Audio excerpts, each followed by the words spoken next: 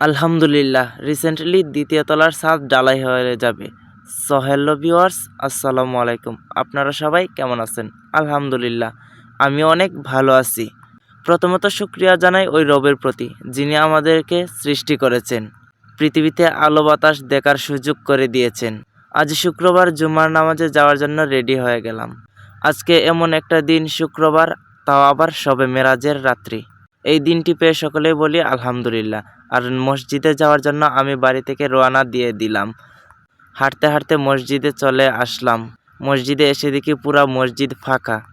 মসজিদের দোয়া পরে আগে মসজিদে প্রবেশ করে নিলাম। মসজিদে নীরবতার সাথে বসে হুজুরের ওয়াজটা শুনলাম। শুনে অনেক ভালো লাগলো। আর ইমাম সাহেবের ওয়াজ আমার কাছে অনেক ভালো লাগে। নামাজ শেষে মসজিদ থেকে বের হয়ে গেলাম। যদিও ভিডিও করা হয়নি নামাজের, বাহিরে এসে দেখি ও মা কি রোদ। হাঁটতে হাঁটতে মাদ্রাসায় চলে আসলাম। এসে দেখি মাদ্রাসার কাজ প্রায় অনেক হয়ে গেছে।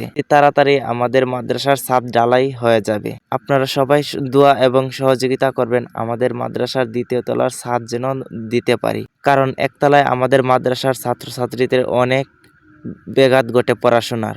এক রুমে 2 ক্লাসের ছাত্রছাত্রী পড়ানো হয়, এতে অনেক ক্ষতি হয় ছাত্রছাত্রীদের।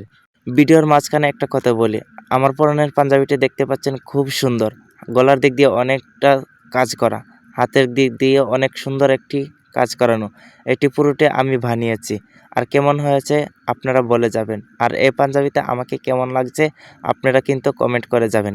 আমার কাছে পাঞ্জাবিটি অনেক ভালো লাগে, পড়তেও অনেক ভালো লাগে। আজকের ভিডিওটা আর লং করা হলো না, এ পর্যন্তই থাকলো। সবাই ভালো থাকবেন, সুস্থ থাকবেন।